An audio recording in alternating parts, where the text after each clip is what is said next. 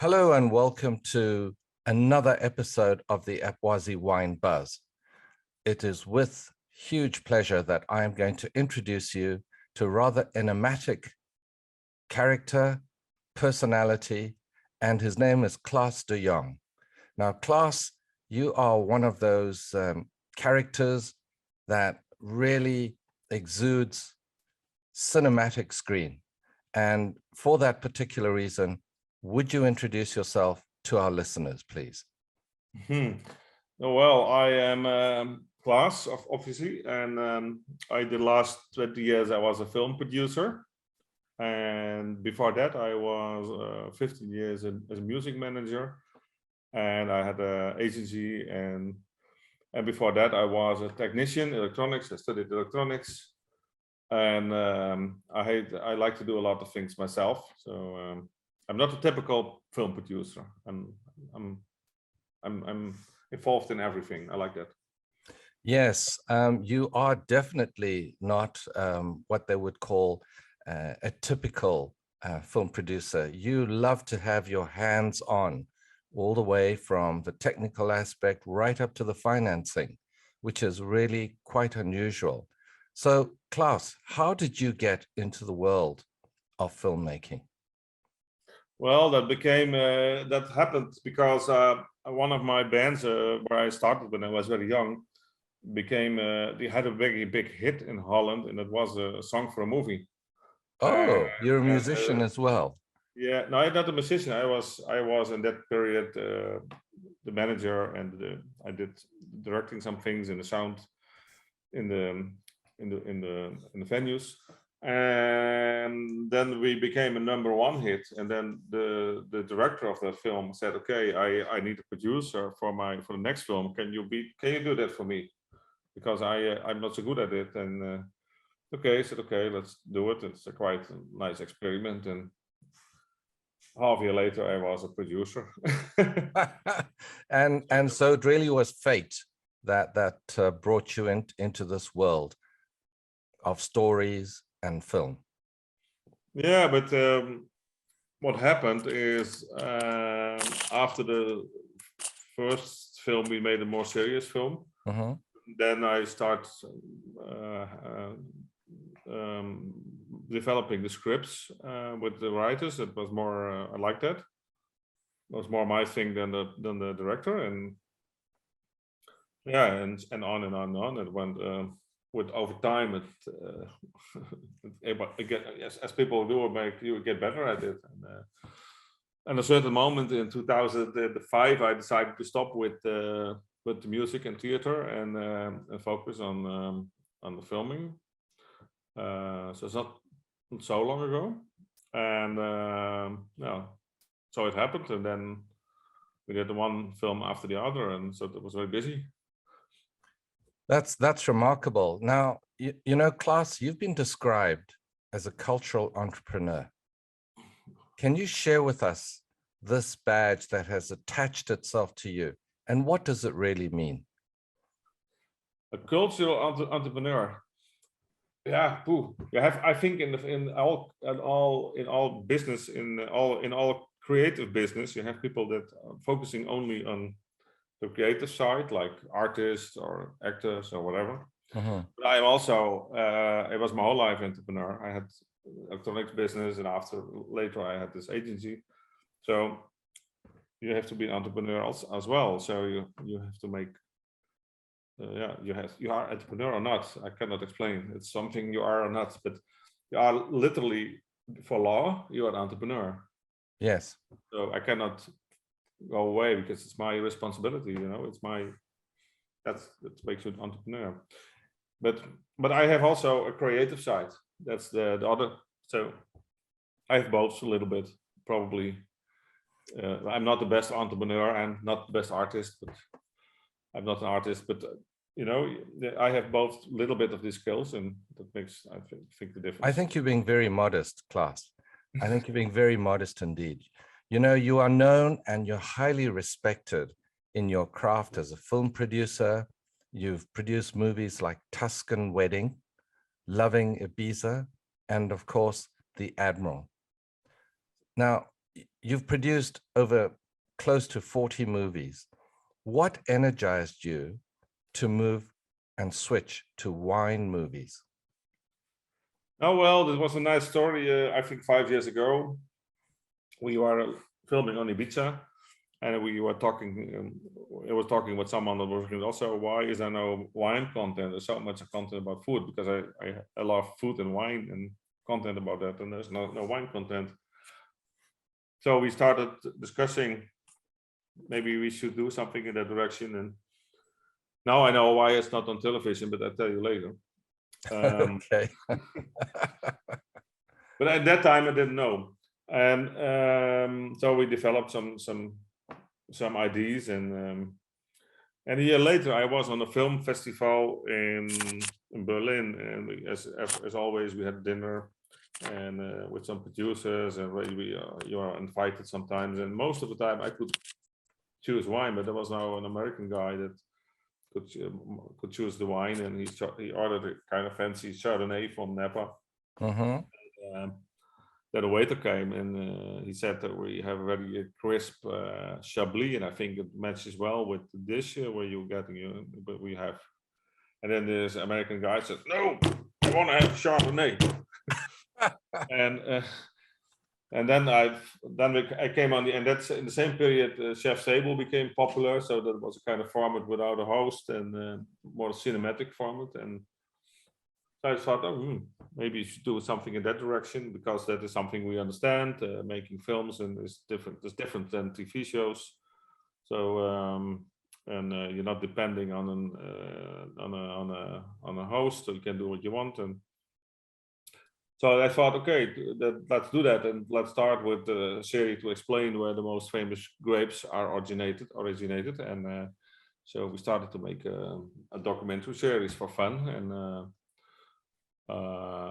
okay, that's what we did, and we launched it at some platforms, and we got quite fast. We got some recognition about this, and then I thought, oh, this is nice, and maybe we can do another show, another season. So that's how it happened. And 2 years ago, before COVID, we thought, okay, maybe it's nice to have an OTT channel. And but then we need more shows. We cannot do only one show, so we developed 3 other shows. And then came COVID, and the normal movie business was finished, still is. And so we started to make of a kind of we took advantage of COVID in the right way, because everyone was available, we were available. Right. So we started producing with our small team, because you have to know with the wine thing we do with a super small team on 4 or 5 people, and well, filming is big, a lot of money burning going on. So this we do very small. I financed all myself, so then you have to take care that you only spend money on things on screen. Absolutely. And so COVID gave us time to hurry up, and now we have 4 series, and 3 are published partly, and the 4th will be published in a few months. So. Right. I'm fascinated with your series, Klaas, because you mentioned there hasn't been many wine movies, or certainly a TV series. And as you mentioned, you would tell us a little bit later why that is so. Ask any young or wine student or any aficionado of wine, and they'll mention movies like Bottle Shock, Sideways. They'll also mention perhaps movies like Somme more recently, but those are really fixed on a particular category. And as the executive director of APWASI, when we created our courses, it was very important that we inculcate and bring together the culture and the history of the wine and the regions and the people. And we have that in our material. So that really was immensely interesting for me at a personal level. Now, you have moved into this space. It's a particular niche market, and I would say you're a pioneer taking it to the level that you have. Now, you recently, you held an interview called Let's Talk About Wine with Murray Gay, and that was published at the end of December in 2020. And you mentioned we'll be producing soon a fast style filming program that will talk about the cultural and political aspect of a country by wine people. Could you tell us a little bit more about that and why that's important to you? No, well, that was the fourth show. What I said that will be published. The first episodes will be published soon because we are finishing it now. This show is not so whiny. It's more for a wider audience. And well, we did the Wine Masters Klaas series, the wine course. One of our hosts was Peter Richards, and we started talking in the evening about this kind of thing. And he already did 10 years of wine entertainment on the BBC, and he's almost more a presenter than whiny. Because he likes that very much. So we start discussing about what can we do. You know, if you do a documentary about, I was already let's go back. Sure, let's go back. When we do a documentary, like say on Sauvignon Blanc in Sancerre or in France, then it's quite clear. You have old families. There's a great story behind it. It's originated from there, etc., etc. The moment we want to do that same concept, like this cinematic series, you would do that on any place in New Zealand, by example, then you don't have these old families, you don't have new grapes, you don't have history, you don't have traditions, and all this kind of stuff. So what people underestimate that you need a lot to fill some time. You cannot. You can't always have B film. You need to have some more than and you cannot go to New Zealand. Oh, you have grapes here. Why do you have that? Oh, because we copied it from France. That's no story. The wine is fine. That's not a problem. But the story behind it is not so interesting for a general audience. So we start thinking about what can we do, because we like to visit all these places and also to go to more unknown places like Armenia, Georgia, what we visit, and Lebanon, that kind of places. Yes. And so we'd start discussing that, and we came on to the conclusion that we can do a show that tells a story of a country by wine people.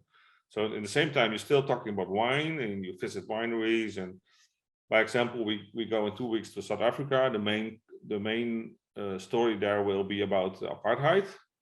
Yes. History, how that started, how wine started, but the general story is about apartheid and how it is now. So we have the first black sommelier, and we have all kinds of. We go to the small place where Mandela made his own wine, and in Robben Island.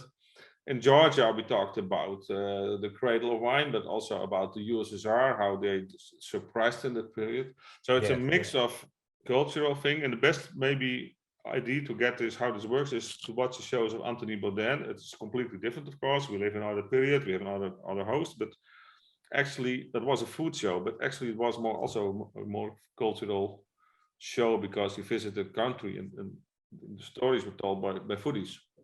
So we let the stories now tell by wineries. I think that's where your title that you are picking up, the cultural entrepreneur, comes into it. You know, it's certainly with Georgian wine, Kaveri wines.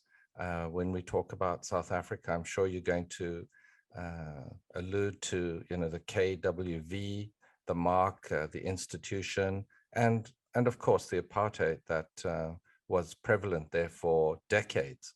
But for us, it is a way to reach a much bigger audience than only wine people. and maybe wine people will say it's not winey enough for us. We prefer the old series because it's more winey. On the other hand, we do both, and this is with the host, and it's about history and all this kind of stuff. We get ready because we are in a testing phase now on audience. The episode in Georgia is ready, and we're now doing music, but the editing is tested, and almost everyone is very excited about it. Especially a lot of people that are not into wine. You know, I can tell you that I certainly am very excited to have a chance and see the production that comes out of this cultural winey series that you're producing, because being an educator and having been in the world of wine for nearly 2 decades, it's always been the aspect of culture, the aspect of the history, and how it has molded and formulated the society around it. My particular expertise is one on cultural diversity and organizational culture. So that's why it holds a very special place for me, Klaas. And I know that our Asia Pacific Wine and Spirit Institute students and our followers would find the material that you're producing to be of great interest, because it very much follows with the mode and the style of the material that we've produced. Now, do let us know when it is ready, and we would love to be able to help you to spread the good word to within our base. And moving on from there, your company, Farmhouse, it's a film and TV production house. Mm-hmm. And the write-up on the company says, Farmhouse especially focuses on social and cultural affairs with relevant issues. So you've told us about this movie that is the series, which is now near the editing and it's about to be concluded. What other projects can we expect from you that will be upcoming? In wine or in movies? Well, how about both? Now, wine, we are now in the middle of this new show, and I have to say that is very time demanding. So I don't think we have all 3 shows also going on. So I'm traveling a lot now and shooting a lot.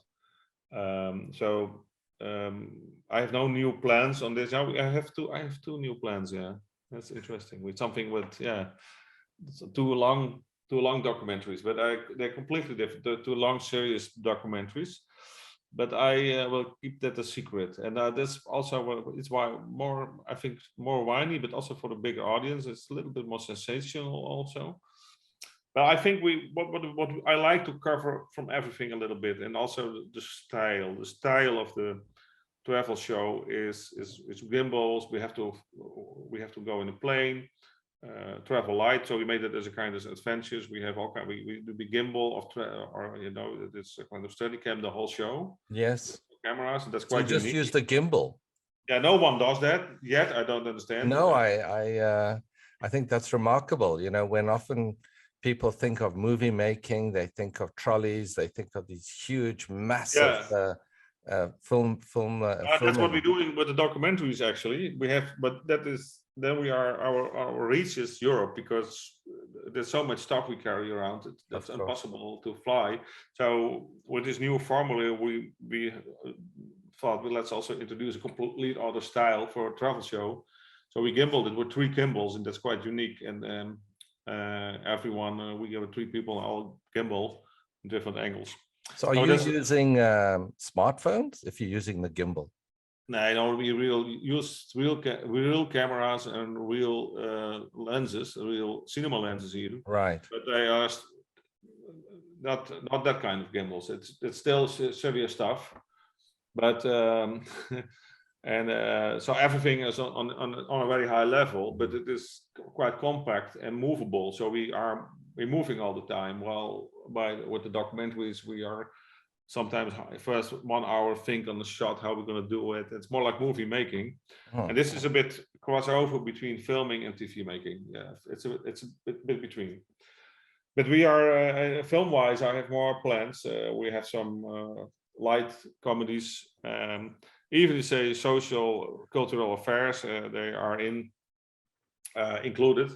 Even if we do a light style film, there is something what is going on in society at the moment. Right. And we have some historic films lined up, and it's depending on COVID and finance and how everything will go the next months and year. Maybe it doesn't look so good for the coming year. See what happens. So I calculate that the next year still we cannot film normal movies. Right. So we focus probably on the wine stuff. But yeah, so we now have to, for this new show, we have to go to so many places and and edit. So this year will be full. Yeah, you know, Klaas, your life is quite extraordinary, and having filmed, well, you know, sometimes you're there, you know, you're always ready to pounce. You wake up one day, you're not sure which particular country or city you're in because you're moving so frequently. But one thing I wanted to ask was, you have in the last few years been filming about wine.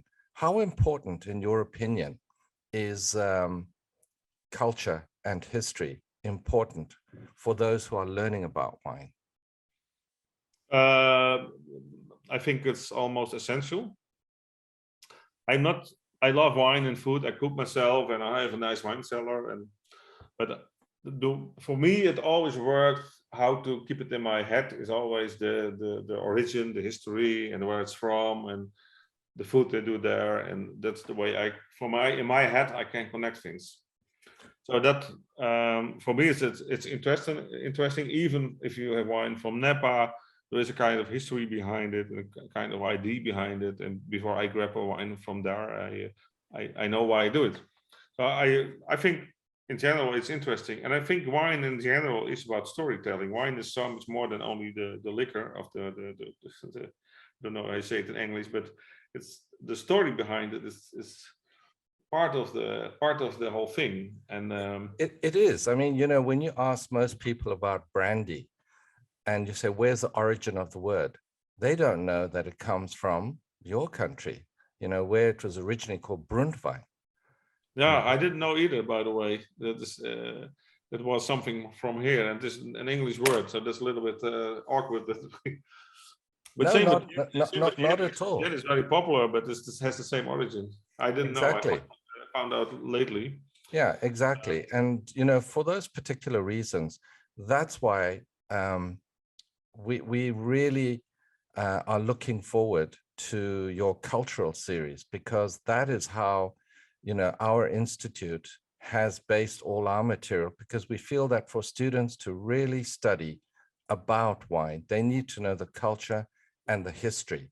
And as you said, it's not just the liquid, which is precisely the same thoughts that we have.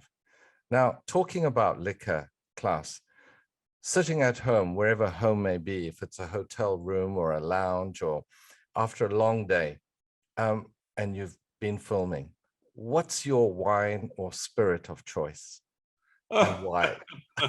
I have now really nothing in favor. Actually, I like everything, and if it's good done on the right moment, etc., etc., it comes together.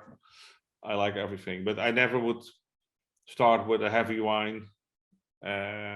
So I believe a little bit in the classic way of building up. But for the rest, yeah, it's on every occasion, the weather, the company. Absolutely, the company. Can ask for another wine, you know, and so I cannot give an answer on that, unfortunately. No, I think your answer is perfect, because one of the questions that I'm always asked is, what is the best wine in the world? And for me, I often reply, one, I've yet to try it. B, it depends on the company. And that to me is the most important. Who are you drinking it with? It could be a $20 wine, but the company around it makes it much more valuable than that monetary $20. It could be the occasion. And that's where the culture and the history all starts to come together.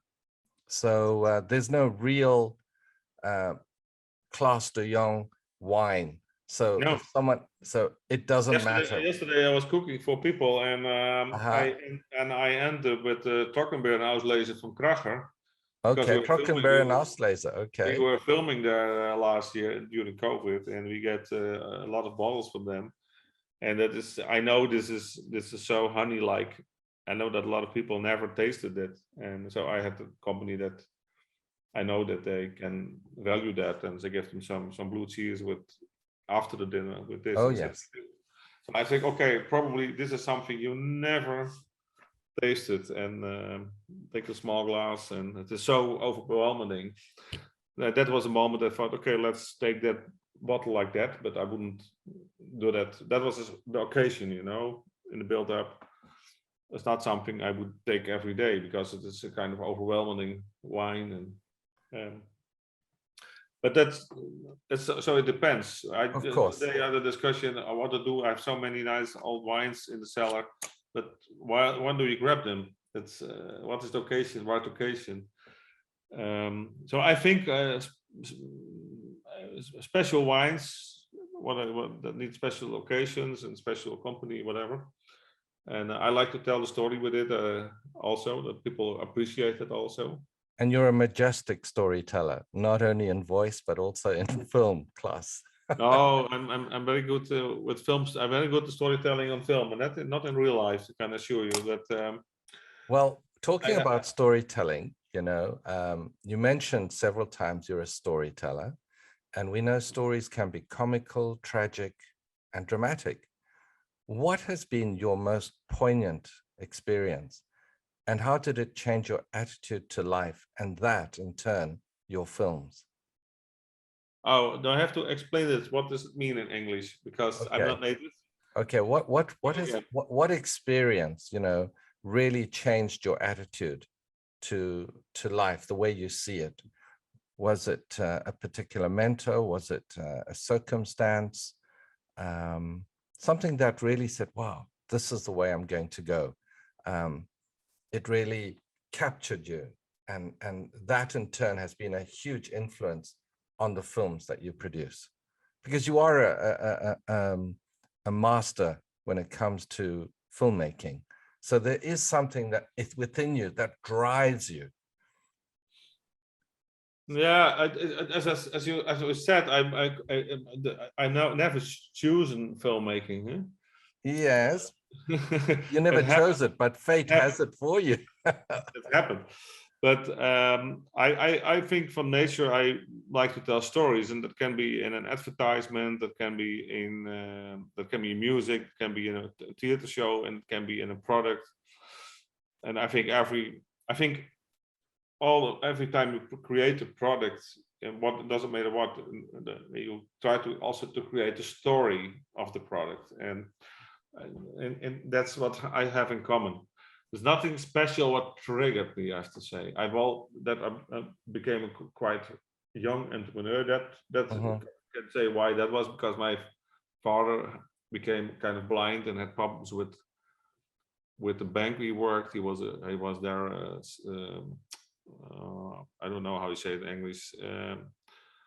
He ran a bank. Yes. And then they would read on him because he couldn't read, and the computers came there, and then they were a psychologist. Is that good English?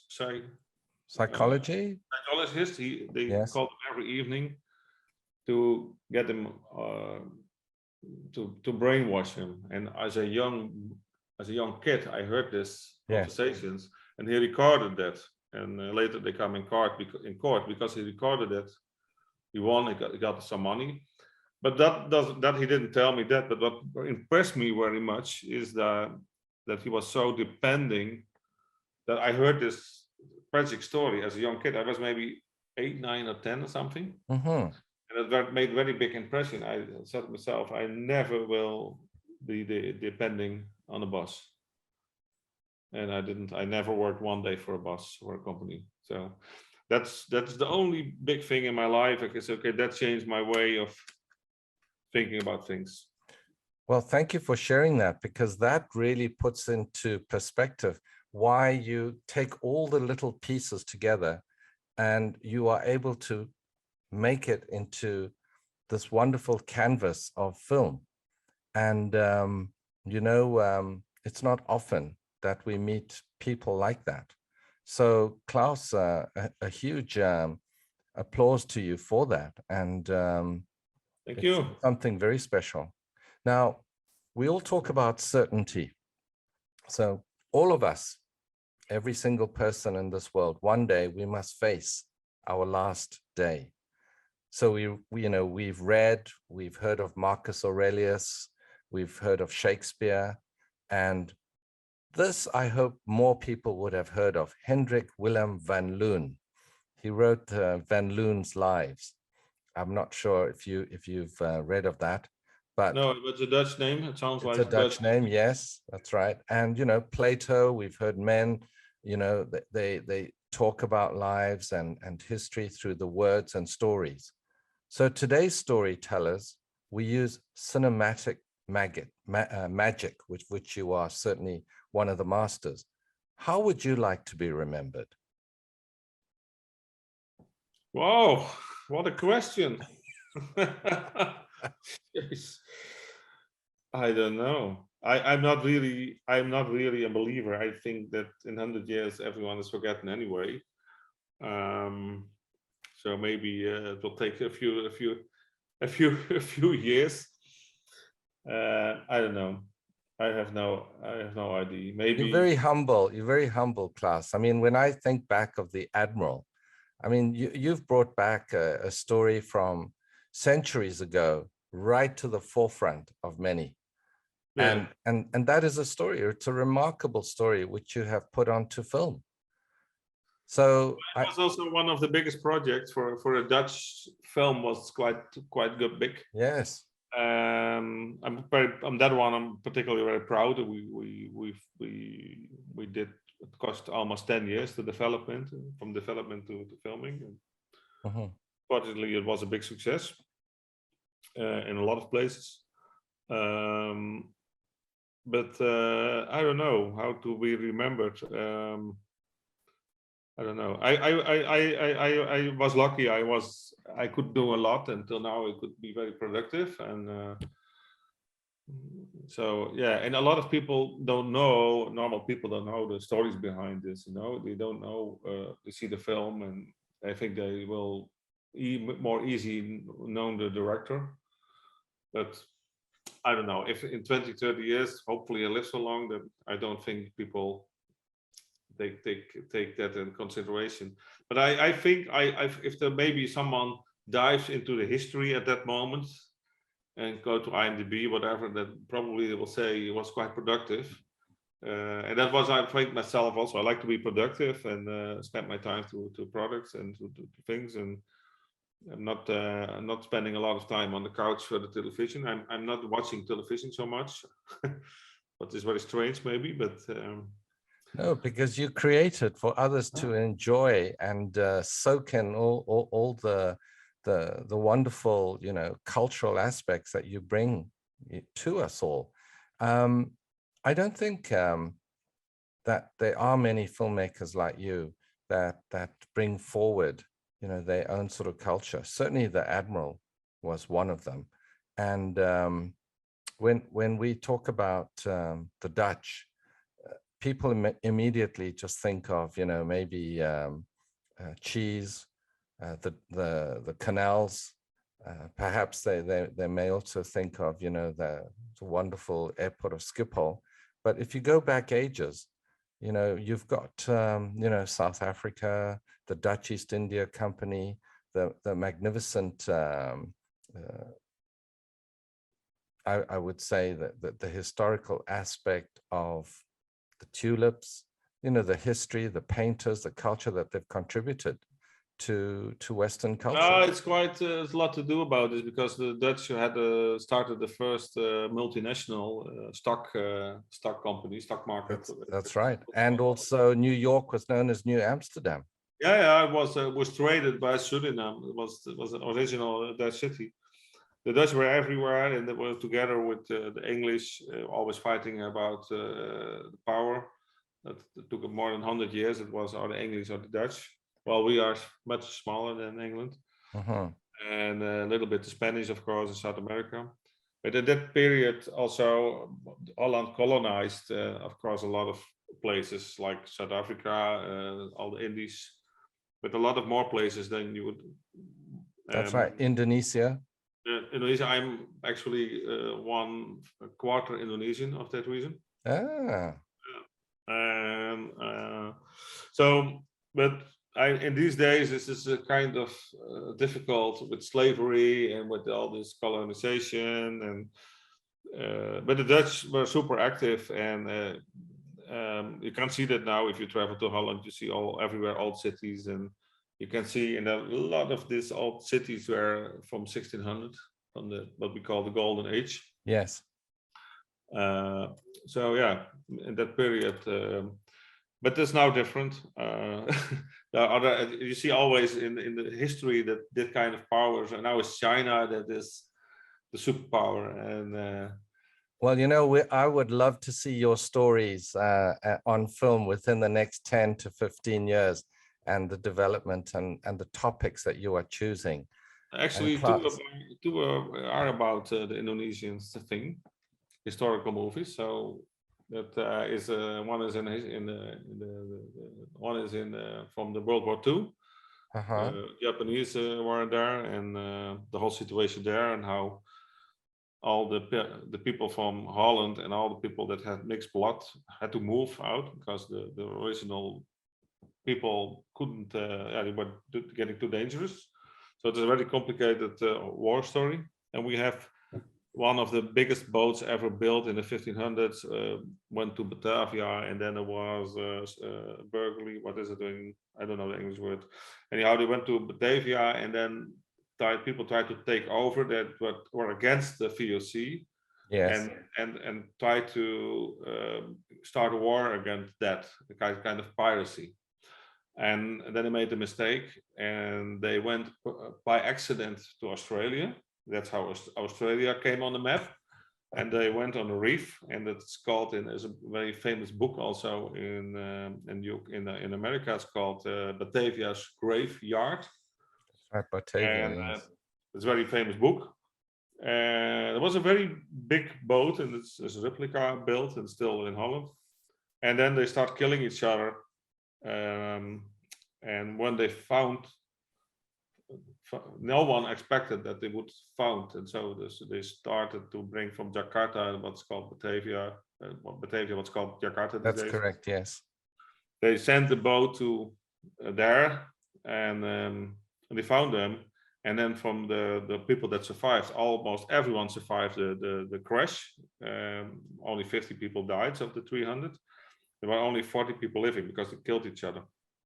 And so that's a very famous story in history, and it's called Batavia's Graveyard. It's a very cruel story how people do strange things if there there's no structure anymore. Right. One of the big stories in history, I think. So that's one on our schedule. Okay. Well, I shall make efforts to do some research on that, Klaas. And on that note, you have traveled across the different continents, the countries, the culture, and the people. And you mentioned that one of your journeys that you will be taking will take you to South Africa.